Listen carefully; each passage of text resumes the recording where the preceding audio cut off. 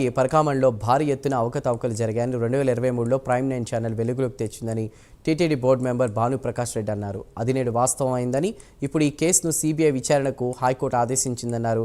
పరకామణలోని కుంభకోణంపై October 13 కల్లా కోర్టుకు నివేదిక ఇవ్వాలని ఆదేశించిందని తెలిపారు. శ్రీవారి సొమ్మును కాజేసిన వారు ఎవరైనా తప్పించుకోలేరంటున్న టీటీడీ బోర్డు మెంబర్ భానుప్రకాష్ రెడ్డితో మా ప్రతినిధి రవివర్మ ఫేస్ టు ఫేస్.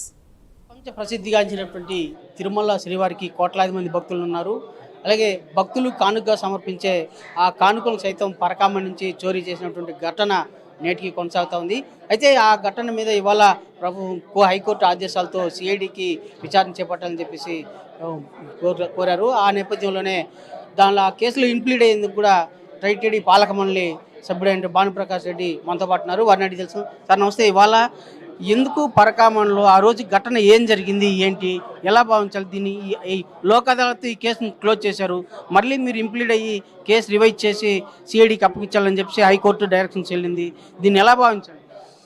అఖిలాండ కోటి బ్రహ్మాండ నాయకుడు కలియుగ ప్రత్యక్ష దైవం వెంకటేశ్వర స్వామి సొత్తును గతంలో ప్రభుత్వం వైసీపీ ప్రభుత్వంలో స్వామివారి పరకామణలో దాదాపు 100 కోట్ల పైచీలకు దొంగతనం జరిగితే దాన్ని లోక్ అదాలత్లో రాజీ చేయకూడని కేసుని లోక్ అదాలత్లో రాజీ చేసి దాదాపు 40 కోట్ల రూపాయలు స్వామివారి పేరుతో రాయించి మిగతా 100 కోట్ల రూపాయలు వారు పంచుకున్నారని చెప్పి భక్తుల దగ్గర నుంచి ఫిర్యాదు వచ్చిన కారణంగా నాకున్నటువంటి ఇన్ఫర్మేషన్తో మొట్టమొదటి ధర్మకర్తల మండలి సమావేశంలో ఈ అంశాన్ని లేవనెత్తడం జరిగింది. దాని తర్వాత రాష్ట్ర డీజీపీకి ఒక మెమరాండం ఇవ్వడం జరిగింది. మొన్న ముఖ్యమంత్రి గారు వచ్చిన సందర్భంగా ఒకసారి లోక్ అదాలత్లో కేసు కాంప్రమైజ్ అయితే దాన్ని రీఓపెన్ చేయాలంటే తిరిగి హైకోర్టు నుంచి ఆదేశాలు తీసుకోవాలన్నా దీన్ని ముందుకు పోతామని చెప్పి వారి అనుమతి తీసుకోవడం జరిగింది. శ్రీనివాస్ అనే వ్యక్తి దీన్ని హైకోర్టులో ఛాలెంజ్ చేసి నిన్న హైకోర్టు డైరెక్షన్స్ ఇవ్వడం జరిగింది. మొత్తం లోక్ అదాలత్లో చేసిన రాజీని రద్దు చేస్తూ ఈ కేసుని సిబిసిఐడికి అప్పగించి 20 రోజుల లోపల వచ్చే నెల 13వ తేదీ లోపల సీల్డ్ కవర్లో మొత్తం రికార్డ్స్ ఇప్పుడు నుండి స్టేషన్ నుండి రికార్డ్స్ సీజ్ చేసి టీటీడీ దగ్గర నుండి రికార్డ్స్ సీజ్ చేసి పూర్తి వివరాలతో కోర్టుకి సబ్మిట్ చేయాలని చెప్పి కోర్టు ఇచ్చినటువంటి తీర్పు గోవింద భక్తుల విజయంగా నేను భావిస్తున్నా. స్వామివారి సొత్తు దోచుకున్నవాడు ఎవరు తప్పించుకునే అవకాశమే లేదు. అంటే పరకామణలో చోరీకి పాల్పడినప్పుడు రవికుమార్ దగ్గర నుంచి మేము ఆల్రెడీ రికవరీ చేసేసాము, ఇప్పుడు కేవలం రాజకీయ ఖర్చుతోనే ఇట్లాంటి ప్రవర్తిస్తున్నారు అని చెప్పేసి వాదన వస్తుంది. ఎంతవరకు నిజండి? రికవరీ చేసే అధికారం వాళ్ళకి ఎక్కడుందండి? ఇదేమన్నా నీ ఇంట్లో దొంగతనమా, నీ జోబీలో దొంగతనమా? స్వామివారి సొత్తు వెంకటేశ్వర స్వామి సొత్తు మీద వెంకటేశ్వర స్వామికి మాత్రమే హక్కు ఉంటుంది. మీకు రాజీ చేసే అధికారం లేదు. అది న్యాయస్థానంలో తేలుతుంది. నువ్వెవరయ్యా పోయి లోకాలతో రాజీ చేసే ఇది దాంట్లో విజిలెన్స్ రిపోర్ట్లో పెట్టి చెప్పారు కదా, మాకు పోలీస్ అధికారుల నుంచి తీవ్ర ఒత్తిడి వచ్చిన కారణంగా మేము కోర్టులో రాజీ అయ్యాము, మాకు అర్థం కాలేదు పోలీస్ అధికారులు మా మీద ఎందుకు ఇంత ఒత్తిడి తెచ్చారని చెప్పి టీటీడీ విజిలెన్స్ రిపోర్ట్ ఇచ్చింది. ఎవరు ఆ పోలీస్ అధికారి? ఉద్దేశపూర్వకంగా అప్పుడు నుండి కొందరు పెద్దలు కొందరిని తప్పించడానికి కొందరిని మెప్పించడానికి ఈ లోక్ అదాలత్లో రాజీ చేసుకున్నారని చెప్పి భక్తుల నుంచి ఫిర్యాదు.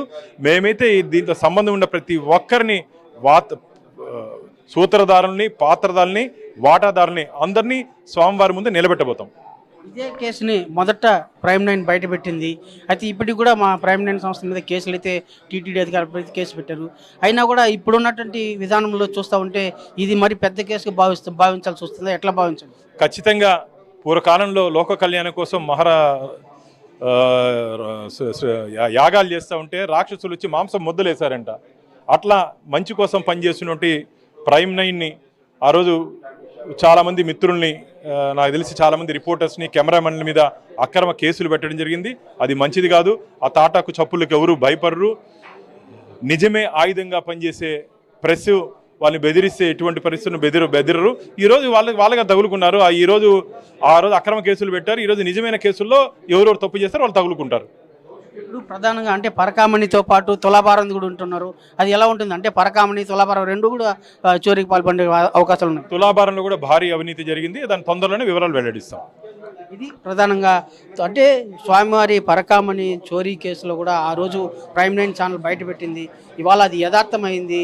అలాంటి వాటి పట్ల నిబద్ధతతో వ్యవహరిస్తున్న ప్రైమ్9 ఛానల్ ఇస్తున్న విధానం కూడా పారదర్శకంగా ఉందని చెప్పేసి పాలక మండలి సభ్యులు భావిస్తున్నారు. అలాగే ఈ కేసును సిబిసిఐడికి విచారణ జరిపి పూర్తి దోషులు ఎవరు వాస్తవాలు బయటపెట్టే అవకాశం కూడా త్వరలోనే బయటపడుతుందని చెప్పేసి కూడా స్పష్టం చేస్తున్నారు. విడుదల రామకృష్ణ, ప్రైమ్9.